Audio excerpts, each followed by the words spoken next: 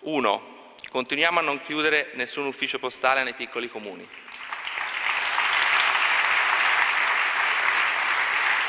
2. Continueremo ad installare nuovi postamat su richiesta dei comuni. 3. Prosegue l'impegno nell'attivare il servizio di tesoreria.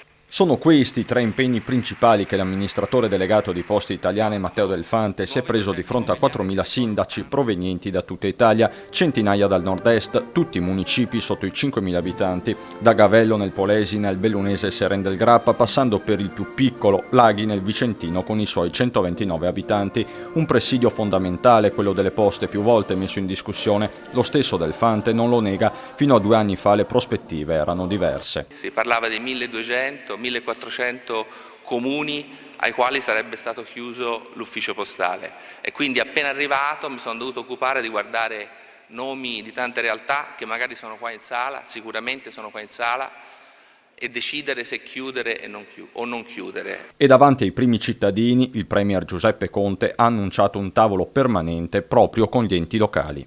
Abbiamo un tavolo che si aprirà il 7 novembre, in prospettiva, in coincidenza con la manovra, sarà aperto sino a fine manovra, con tutti gli enti locali, presso il Ministero degli Affari Regionali, per coordinarci meglio, per raccogliere le vostre istanze.